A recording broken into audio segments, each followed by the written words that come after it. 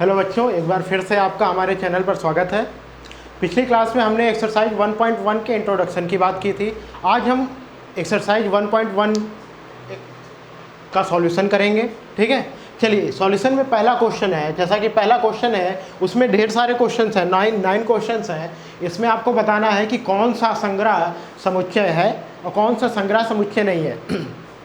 तो हम पहले भी बात कर चुके हैं कि क्या भैया वस्तुओं के सुपरिभाषित संग्रह को समुच्चय कहते हैं। क्या मतलब सुपरिभाषित का मतलब वेल डिफाइंड, मतलब क्या ऐसा संग्रह जो व्यक्ति दर व्यक्ति चेंज ना हो। ठीक है, कहने का मतलब कोई किसी स्टेटमेंट का अगर हमको कलेक्शन बनाना है तो वो हमारे लिए अलग ना हो, आपके लिए अलग ना हो, सबके लिए सेम नियम हो। ठीक है, चलिए बात करते हैं। जैसे पहला बोला है ये अक्षर से प्रारंभ होने वाले वर्ष के सभी महीनों का संग्रह। अब देखिए वर्ष के महीने आपको सब पता है, जनवरी, फरवरी, मार्च, अप्रैल, मई, जून, जुलाई, अगस्त, सितंबर, अक्टूबर, नवंबर, दिसंबर, 12 महीने हैं। उसमें से जो जे से शुरू होता है उन्हीं को लिख दीजिए। जैसे कि अगर हमको यहाँ बनाना हो तो भाई जनवरी एक बन जाएगा, जनवरी के अलावा क्या फरवरी, मार्च, अप्रैल, मई, जून बन जाएगा और एक जुलाई आ जाएगा। चेक कर लो भाई। ठीक है, तो ये जो तीन बने हैं हमारे जनवरी, जून, जुलाई, ये आपके लिए भी वही है, हमारे लिए भी वही है, किसी और थर्ड पर्सन के लिए भी वही है। कहने का मतलब ये एक ऐसा संग्रह है जो कि सुपरिभाषित है। तो क्या इससे सेट बनाना पॉसिबल है? तो हम बता सकते हैं यस, ये कैसा है? सेट है। ये क्या है? समुच्चय है। ये क्या है? समुच्चय है, सेट है। चलिए अगले क्वेश्चन की ओर बढ़ते हैं। तो भाई ये तो हमारा सही है।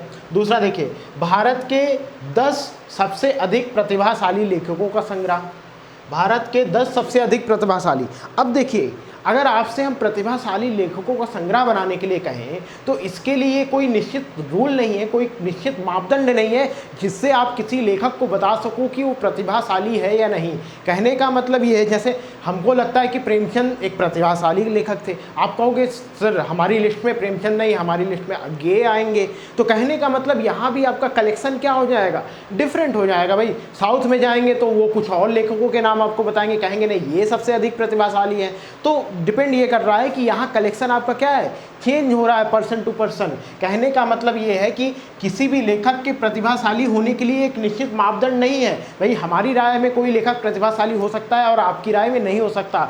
तो भाई यहाँ कलेक्शन जो होगा आपका क्या डिफरेंट होगा सबके लिए। तो नॉट अ सेट, ये नॉट अ सेट कहने का मतलब सेट नहीं बना सकते, हम इसका सेट नहीं बना सकते, इसका समुच्चय नहीं बना सकते। देखिएगा विश्व के सर्वश्रेष्ठ 11 बल्लेबाजों का।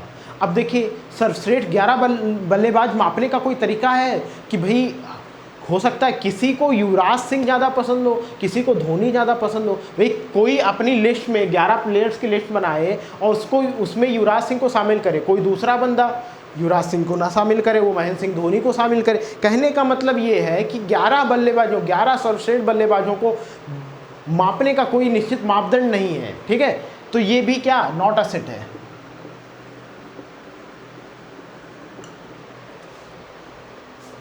कहने का मतलब ये है कि यहाँ जो आप कलेक्शन बनाओगे इसमें कौन कौन से एलिमेंट, कौन कौन से अवयव आएंगे, इसको मापने का कोई एक निश्चित मापदंड नहीं है। तो इसलिए ये एक कलेक्शन तो आप बना सकते हो, ठीक है, संग्रह आप बना सकते हो, लेकिन वो सुपरिभाषित नहीं होगा। और आप वो संग्रह जो सुपरिभाषित नहीं है वो समुच्चय नहीं कहलाता है। तो ये नॉट अ सेट है। ठीक है, कहने का मतलब ये है कि सुपरिभाषित का एक तो मतलब आपने समझा क्या कि ऐसा कलेक्शन, सुपरिभाषित संग्रह का एक मतलब कि ऐसा कलेक्शन जो पर्सन टू पर्सन, व्यक्ति दर व्यक्ति चेंज ना हो, बदले ना। दूसरी बात ये हो गई कि मान लो आप कोई कलेक्शन बना रहे हो, कोई संग्रह बना रहे हो, ठीक है, या यूं कहें कि कोई समुच्चय बना रहे हो, ठीक है, तो उसमें कोई कौन सा अवयव शामिल होगा, कौन सा नहीं होगा, इसके लिए अगर आपके पास एक निश्चित मापदंड है तो जो संग्रह बनेगा वो सुपरिभाषित होगा, अन्यथा वह संग्रह सुपरिभाषित नहीं होगा। ठीक है, तो जैसे देखिएगा हमने आपसे कहा क्या, तो सर्वश्रेष्ठ 11 बल्लेबाजों का, तो ये तो संग्रह नहीं। चलो ठीक है, अगला देखते हैं, आपकी कक्षा के सभी बालकों का संग्रह। अब देखिए आपकी कक्षा में जितने भी बालक हैं वो भाई आपको पता है कि जितने भी बालक हैं उनके नाम पता है, एक का नाम ए है, एक का बी है, एक का सी है, जितने भी हैं, और उनको आप क्या कलेक्शन में शामिल कर सकते हो कि नहीं? भाई आपके ही क्लास से अगर हम किसी बालक सोनू से कहें कि अपनी कक्षा के सभी बालकों का संग्रह बनाइए, तो क्या करेगा? रजिस्टर उठाएगा, जितने भी बालक हैं उनको एक जगह लिख लेगा, वही हमारा संग्रह बन जाएगा। अगर मोनू से जाकर कह दें तो वो भी वही काम करेगा। कहने का मतलब दोनों के संग्रह, दोनों के कलेक्शन सेम होंगे। तो भैया ये क्या है? सेट है। क्या है? एक सेट है, एक समुच्चय है। ठीक है, ये हमारा एक समुच्चय है। ठीक है, अगला देखिए, 100 से कम सभी प्राकृत संख्याओं का संग्रह। अब ये तो देखकर ही लग रहा है भैया क्या नेचुरल नंबर्स का संग्रह बोला है, प्राकृतिक संख्याओं, लेकिन 100 से कम। तो भाई ये कैसा बनेगा? देखिएगा, कुछ 1 2 3 ऐसे करते करते आप 99 तक जाओगे और रुक जाओगे। ठीक है, कहने का मतलब अगर प्राकृतिक संख्याओं का समुच्चय बनाना है तो सभी लोग सेम संग्रह बनाएंगे, सेम समुच्चय बनाएंगे। ठीक है, 1 से लेकर 99 तक की अंकों को लिख देंगे। तो ये एक सेट है। क्या? ये एक समुच्चय है। ठीक है, ये एक सेट है, एक समुच्चय है। ठीक है, चलिए अगला देखिए, लेखक प्रेमचंद द्वारा लिखित उपन्यासों का संग्रह। अब ये बताइए, प्रेमचंद ने जो लिखे उपन्यास लिखे हैं वो ज्ञात है। ठीक है, जितने भी उपन्यास लिखे, कोई एक उपन्यास का नाम हम बताएंगे आपसे। ठीक है, और आप बताओगे कि भाई उसको शामिल करना है। जैसे हमने कहा कि गोदान, अब भाई गोदान को इस लिस्ट में शामिल करना है कि नहीं? तो आप कहोगे यस सर, गोदान को प्रेमचंद ने लिखा है तो गोदान इसकी लिस्ट में हो जाएंगे। ठीक है, ऐसे ही जितने भी उपन्यास है सब पर आप रिव्यू करिए कि भाई ये प्रेमचंद ने लिखा है कि नहीं। लिखा है तो उस लिस्ट में, नहीं लिखा तो लिस्ट में नहीं। तो कहने का मतलब क्या है कि ये भी एक फिक्स्ड है। ठीक है, कि प्रेमचंद ने जितने भी उपन्यास लिखे वो फिक्स हैं, नोन हैं, और उनका संग्रह सभी लोग सेम बनाएंगे। ठीक है, ऐसा नहीं है कि कोई किसी और की लिखित उपन्यास को हम प्रेमचंद में शामिल कर लेंगे। ठीक है, तो ये सभी के लिए सेम होगा। ये एक सेट है ये तो। ठीक है, ये एक समुच्चय है, हमारा सेट है। अगला देखिए, सभी सम पूर्णांकों का संग्रह हमसे बोला है। क्या? जितने भी सम पूर्णांक होते हैं। तो भैया सम पूर्णांक क्या? 2 4 0 2 4 6 8 10 ऐसे ये बढ़ता चला जाएगा, और इसका संग्रह बनाना पॉसिबल है। ठीक है, ऐसा। ठीक है, चलिए सेट, ये भी एक सेट होगा। आसान है भाई, इसके लिए तो बहुत मशक्कत नहीं करना है। इस अध्याय में आने वाले सभी प्रश्नों का संग्रह की बात कर रहा है। तो इस अध्याय में जितने भी प्रश्न आएंगे, चलिए मान लो हम एक सेट बनाते हैं। ठीक है, अब देखो यहाँ एक सेट बनाने की कोशिश करेंगे। सेट बनाया, एक क्वेश्चन हमने बताया कि बताओ कोई भी क्वेश्चन, जैसे हमने कह दिया आपसे कि आप बताइए x² + 2x + 3 = 0 होता है। ठीक है, ये हमने लिख दिया। हमने कहा कि x की वैल्यूज का संग्रह बनाइए।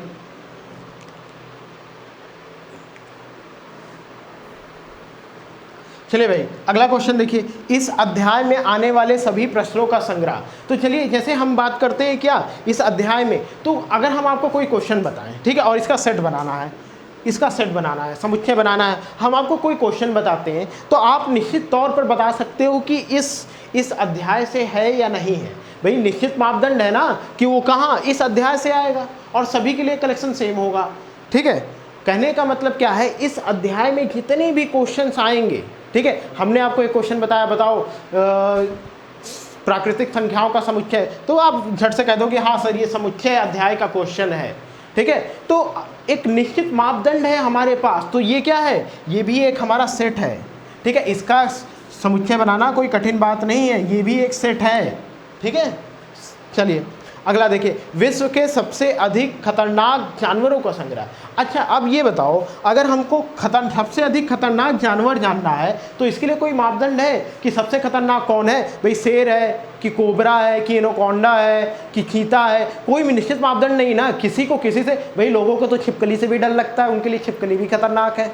ठीक है, किसी को तो शेर से भी डर नहीं लगता। तो कहने का मतलब ये है कि हो सकता है कि आप जो कलेक्शन बनाओ खतरनाक जानवरों का संग्रह, वो आपके लिए कुछ और हो, हमारे लिए कुछ और हो, हमको किसी और, हमको जिस चीज़ से डर लगेगा हमारे लिए वही खतरनाक जानवर होगा। तो कहने का मतलब ये है, ज़रूरी नहीं है कि हमारी राय और आपकी राय सेम हो इस स्टेटमेंट पर। ठीक है, मतलब हमारा कलेक्शन और आपका कलेक्शन सेम हो, ऐसा ज़रूरी तो है नहीं। तो जब आप सबसे अधिक खतरनाक जानवरों की बात करते हो तो आपको सबसे अधिक खतरनाक होने का कोई मापदंड है क्या, कोई निश्चित नियम है क्या जिसकी सहायता से आप निर्धारित कर सको कि ये जानवर खतरनाक है या नहीं है? भाई अगर हम आपसे कहते हैं कि खरगोश, अब भाई या हम कहते हैं चूहा, तो ज़रूरी नहीं है कि आपके पास कोई नियम है क्या कि जिससे बता सको चूहा खतरनाक है या नहीं है, ठीक है। या हम आपसे एनाकोंडा बोल दें या हाथी बोल दें, भाई हाथी भी पागल हो गया तो वो भी सबको ऊपर पहुंचा देता है, ठीक है। तो देखिएगा, तो ये क्या, ये भी एक सेट नहीं है, not a set, not a set, ये भी एक समुच्चय नहीं है। तो इसको नोट करेंगे, इसके बाद हम अगले क्वेश्चन की ओर चलेंगे। नोट करिए,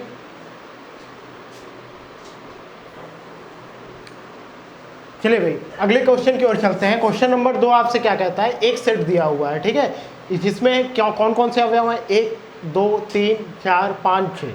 अब बोलता है रिक्त स्थानों में उपयुक्त प्रतीक एप्सिलॉन, क्या भैया, एप्सिलॉन और तथा एप्सिलॉन नॉट भरिए, ठीक है। अब देखिए एप्सिलॉन का मतलब हमने सिखाया था, देखिए एप्सिलॉन का मतलब हमने बताया था, इसका मतलब क्या होता है, बिलोंग्स टू, या यूँ कहें कि अवयव है, इसका मतलब क्या, अवयव है, ठीक है, सदस्य है। और हमने आपको एप्सिलॉन नॉट का मतलब समझाया था, क्या, अवयव नहीं है, अवयव नहीं है, या यूं कहें कि डज नॉट बिलोंग्स टू, ठीक है, इंग्लिश में। अब देखिए, तो ये जो एप्सिलॉन और एप्सिलॉन नॉट है, ये किसी एलिमेंट के, किसी अवयव के, किसी समुच्चय से संबंधित होने अथवा नहीं होने को बताता है। भाई ये साइन बताएगा कि कोई अवयव उस समुच्चय से है, और ये साइन बताएगा कि कोई अवयव, कोई दिया हुआ है अवयव उस समुच्चय से नहीं है, ठीक है। चलो देखते हैं, जैसे 5 बोला है तो आपको बताना है क्या 5 सेट ए समुच्चय ए का अवयव है। तो देखो 5 आ रहा है, यस अवयव है, तो एप्सिलॉन लगा दीजिए, क्या लगा दे, एप्सिलॉन। अब दूसरा देखिए 8, तो क्या 8 अवयव है, तो भाई यहाँ 6 के बाद 7 8 तो है नहीं, तो भाई देखो ये नहीं है, तो एप्सिलॉन नॉट यहाँ लगा देना है। यहाँ देखो 0 अवयव है, क्या 0 यहाँ नहीं आ रहा है, तो भैया 0 नहीं है, तो यहाँ भी एप्सिलॉन नॉट, ठीक है। इसका मतलब क्या हुआ, 0 does not belongs to set A, या यूं कहें कि 0 समुच्चय ए का अवयव नहीं है। देखिए 4 आ रहा है, यस एप्सिलॉन, मतलब 4 समुच्चय ए का अवयव है, ठीक है। चलिए 2 अवयव है, तो यहाँ भी एप्सिलॉन। उसके बाद क्या आ रहा है, 10 नहीं है ना, तो एप्सिलॉन नॉट। इसका मतलब क्या, 10 does not belongs to set A, या यूं कहें कि 10 समुच्चय ए का अवयव नहीं है, या 10 समुच्चय ए का सदस्य नहीं है, या यूं एक और कह सकते हैं, क्या 10 समुच्चय ए में नहीं है। 3 में से कोई भी एक कहिए, कोई फर्क नहीं पड़ता है। नोट करेंगे इसको, अगला क्वेश्चन की ओर बढ़ेंगे। चलिए भाई अगला क्वेश्चन देखते हैं, इसमें क्या, निम्न समुच्चयों को रोस्टर रूप में लिखना है। क्वेश्चन नंबर 3 है कि कुछ समुच्चय आपको दिए हुए हैं, उनको आपको रोस्टर रूप में दिखाना है। तो देखिए पहला समुच्चय दिया हुआ है क्या, ए, क्या दिया है, सभी x का समुच्चय जहाँ, कोलन का साइन, जहाँ, वेयर, या सच दैट, ठीक है, जहाँ x एक पूर्णांक है। पहली कंडीशन क्या, x कैसी होनी चाहिए, पूर्णांक होनी चाहिए, चलो ठीक है, एक कंडीशन हमको मिल गई। दूसरी क्या, और दूसरी कंडीशन भी है, x क्या, x होना चाहिए -3 से बड़ा और 7 से छोटा। तो भैया दोनों कंडीशन को मर्ज कर दें, क्या कर दें भैया, x की वो वैल्यू जो -3 से बड़ी हो और क्या 7 से छोटी हो, लेकिन और क्या उसके साथ पूर्णांक भी हो। तो देखो -3 से बड़ी और 7 से छोटी पूर्णांक क्या, -3 से बड़ी -2 -1 0 1 2 3 4 5 और 6, क्या यही होगा x की वैल्यू। तो इसी को आप समुच्चय रूप में लिखना है। तो समुच्चय को निरूपित करने के लिए क्या, हम ए से दिखाए है ना, तो ए से दिखा दो।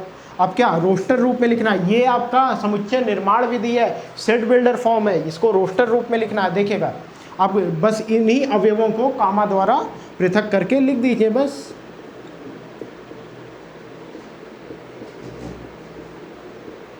और क्या, मझला कोष्ठक बंद कर दीजिए, हो गया ये काम खत्म। चलिए अगला क्वेश्चन देखते हैं, इसको हटा रहा है, नोट कर लीजिए।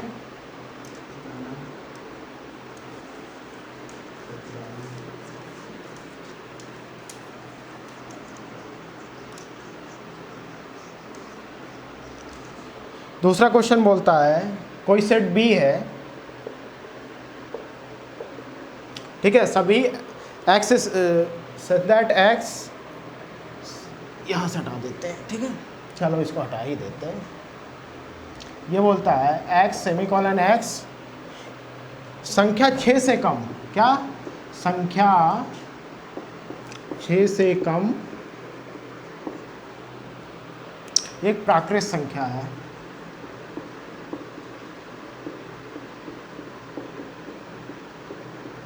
चलो भाई, अब देखो आपसे क्या बोला है, देखिएगा इसको पढ़ना एक बार फिर से। सभी x का समुच्चय जहां x संख्या 6 से कम एक प्राकृत संख्या है। अच्छा, प्राकृत संख्या क्या 1 से शुरू होती है, 1 2 3 4 5 ऐसे शुरू होती है, तो भैया 6 से कम प्राकृत संख्या, तो आप आई थिंक यही बनेगा, 1 बनेगा, 2 3 4 5 6, लेकिन 6 तो लेंगे नहीं, क्यों? क्योंकि 6 से कम बोला है, तो हम 5 तक लेंगे। अब इसी को समुच्चय रोस्टर रूप में कैसे लिखेंगे, b बराबर इन्हीं अवयवों को क्या मझले कोष्ठक के अंदर और क्या एक दूसरे को कॉमा से पृथक करके लिख देना है, बस 1 2 3 4 5, काम खत्म। ये आपका आंसर हो गया। चलिए अगला क्वेश्चन देखिए, थर्ड वाला। आपसे क्या बोलता है, सी x सच दैट x दो संख्याओं की ऐसी प्राकृत संख्या है, क्या दो संख्याओं की ऐसी प्राकृत संख्या है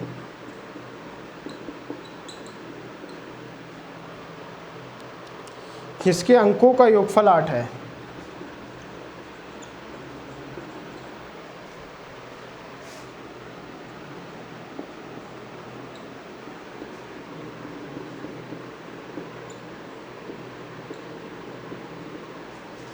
चलिए भाई, हमको एक अच्छा क्वेश्चन है, देखिएगा हमसे बोला है सभी x का समुच्चय जहां x दो संख्याओं की ऐसी प्राकृत संख्या है जिसके अंकों का योगफल 8 है। चलिए भाई, ये वाला हटा रहे हैं, तो हमको दो संख्याओं की प्राकृत संख्या निकालनी है, ठीक है। अच्छा, और ऐसी प्राकृत संख्या बतानी है कि उसके अंकों का योगफल क्या हो जाए, 8 हो जाए। तो चलिए जैसे यहाँ हम बनाते हैं, ठीक है, दो अंकों की। अच्छा, इन दोनों प्लेसेस पर जब आप दो अंकों की संख्या बनाते हो तो इन दोनों प्लेसेस पर क्या 0 से 9 तक के अंक आते हैं कि नहीं आते हैं? क्लियर है इस बात का? ठीक है। अब देखिए, तो यहाँ क्या लिख दें, पहले अगर हम शुरुआत करें भी दो अंकों की बनानी है तो यहाँ तो 0 आ नहीं सकता, 1 लिख दे, 1 आ सकता है, 1 लिख दें। अब देखो यहाँ 1 है तो यहाँ क्या हो जाए कि इन दोनों का योगफल 8 हो जाए, तो भैया 7, तो 1 7। अच्छा, अगर यहाँ हम 2 कर दें पहले प्लेस पर 2 कर दें तो कितना, ये 6 हो जाएगा। पहले प्लेस पर 3 कर दें तो दूसरे प्लेस पर कितना, 5 हो जाएगा। 5 3 8 होता है। अगर पहले प्लेस पर अगर हम 4 कर दें तो दूसरे पर भी 4 हो जाएगा। क्लियर है? अच्छा जी, अगर पहले प्लेस पर हम क्या कर दें, 5 कर दें तो दूसरे पर 3 हो जाएगा, तब तो 5 3 8 होगा। अगर पहले प्लेस पर 6 तो दूसरे पर 2, पहले पर कितना 7 तो दूसरे पर 1 8। इसके बाद 8 नहीं लिख सकते, 8 अगर इस प्लेस पर 8 तो यहाँ 0, ठीक है। देखो, और अच्छा पहले अब इस पर 9 लिख सकते हैं क्या, नहीं लिख सकते। क्यों? क्योंकि अगर 9 लिखोगे और यहाँ 0 भी अगले प्लेस पर लिखोगे तो भी इन दोनों का सम 9 हो जाएगा, तो 9 तो आएगा ही नहीं। ठीक है, चलिए तो हमको नंबर्स क्या मिली, 17 26 भाई, 17 26 35 44 53 62 71 80। चेक कर लो भाई, यही नंबर मिली। तो बस इसी को लिख लो, क्या कॉमा लगाकर, क्या मझले कोष्ठक के अंदर कॉमा लगाकर लिख लीजिए। तो पहला 17, फिर 26, फिर कितना 35, फिर कितना 44, फिर कितना 53, फिर कितना 62, फिर कितना 71, फिर 80। ठीक है, चेक कर लो भाई, नोट करिए। अगला क्वेश्चन करते हैं, नोट करिए।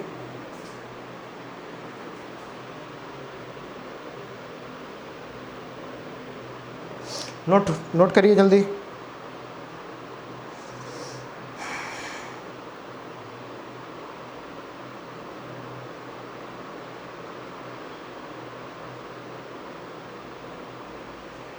हो गया? चलिए चौथा क्वेश्चन करते हैं।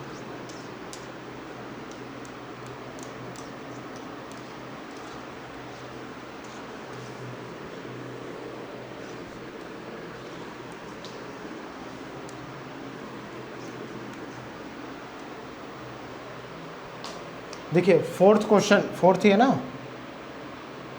क्वेश्चन नंबर कौन सा गया, हाँ फोर्थ। ये बोलता है D बराबर ऐसा, सभी x का समुच्चय जहाँ x एक अभाज्य संख्या है।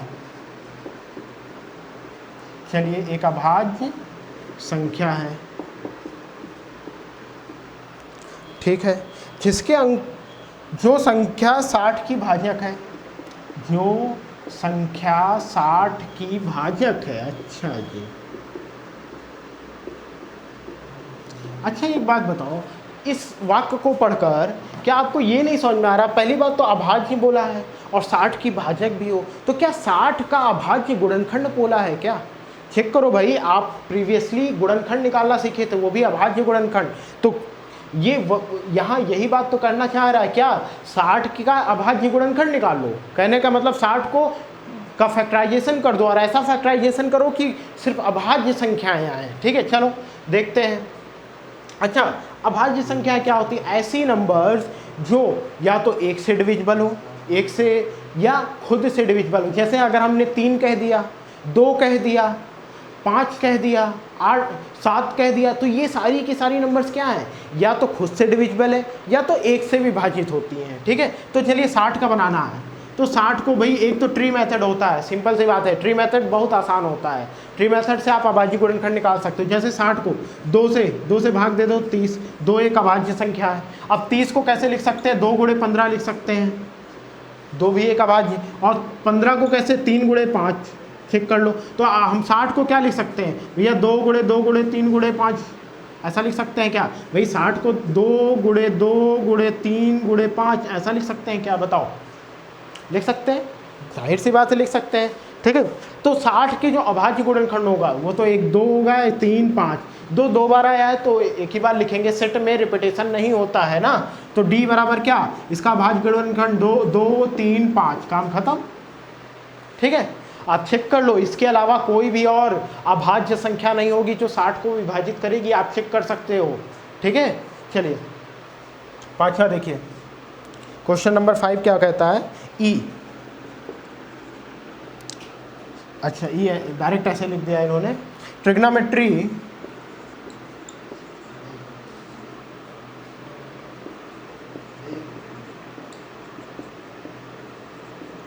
ट्रिग्नोमेट्री शब्द के सभी अक्षरों का समुच्चय है।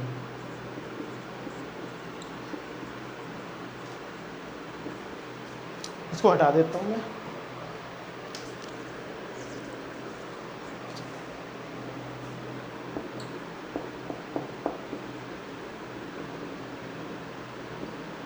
आपको पता है, 2 सबसे छोटी, या यूं कह लें कि 2 एकमात्र सम अभाज्य संख्या है। क्या? 2 जो है एकमात्र सम अभाज्य संख्या है। ध्यान रखिएगा, ठीक है, ऐसे ही बता दिया, इसका सेट से कोई लेना देना नहीं है, बस मन में आया तो बता दिया। क्या? 2 एक ऐसी नंबर है जो कि सम भी है और अभाज्य भी है, इस बात का ध्यान रखिएगा। कभी कभी क्वेश्चन पूछ लेता है कि एकमात्र अभाज्य, भाई आपके छोटे भाई पूछ सकते हैं जो क्लास 6 7 8 में पढ़ रहे हो और पता चला आपको पता ना हो तो बेइज्जती हो जाती है। आपके रिश्तेदार पूछ सकते हैं, कुछ खींचने वाले रिश्तेदार होते हैं। ठीक है, तो एकमात्र सम अभाज्य संख्या क्या है? 2 है। ठीक है, चलिए, तो हमको क्या निकालना है? ट्रिग्नोमेट्री शब्द के सभी अक्षरों का समुच्चय। ये एकदम आसान है, देखो अब रोस्टर फॉर्म में दिखाना है, कर्ली ब्रैकेट बनाइए, बचला कोष्ठक, टी लिखिए, कॉमा लगाइए। अब देखिए कैपिटल लेटर इसलिए लिख रहे हैं क्योंकि ये जो ट्रिग्नोमेट्री लिखा हुआ है पूरा पूरा कैपिटल लेटर में लिखा हुआ है, इसलिए हमने T R I G O N फिर से O, लेकिन अब O एक बार लिख चुके हैं तो दोबारा नहीं लिखते हैं। कोई भी अवयव 2 या 2 से अधिक बार नहीं आता है। ठीक है, एक बार आएगा, मतलब रिपीटेशन अलाउड नहीं होती है। ठीक है, N के बाद O, फिर M भी नहीं आया ना अभी, चलो M, उसके बाद E नहीं आया, चलो फिर T आ चुका है, T नहीं लिखेंगे। R भी आ चुका है, नहीं लिखेंगे। फिर Y नहीं आया, लिख लो। तो ये आपका आंसर हो गया इसका 5वें का। चलिए अगला क्वेश्चन 6 करते हैं। शब्द बेटर के सभी अक्षरों का समुच्चय, ये आप अपने से कर सकते हो। ठीक है, इसमें कोई दिक्कत नहीं है। जैसे ट्रिग्नोमेट्री का बनाया वैसे ही बेटर शब्द के सभी अक्षरों का समुच्चय बना लीजिए। ठीक है, क्या बनेगा देखिएगा, बुक में देखिएगा, बेटर में या यहीं देख लो, बेटर में क्या होता है? BETTER। ठीक है, तो बी लिख लेना, ई लिख लेना, एक टी लिख लेना, फिर आर लिख लेना, बस। ठीक है, क्योंकि रिपीटेशन तो अलाउड होता नहीं, और टी 2 बार आया है और ई भी 2 बार आया है, ठीक है। तो टी को 1 बार और ई को 1 बार लिखेंगे, ठीक है। चलिए इसको नोट करेंगे।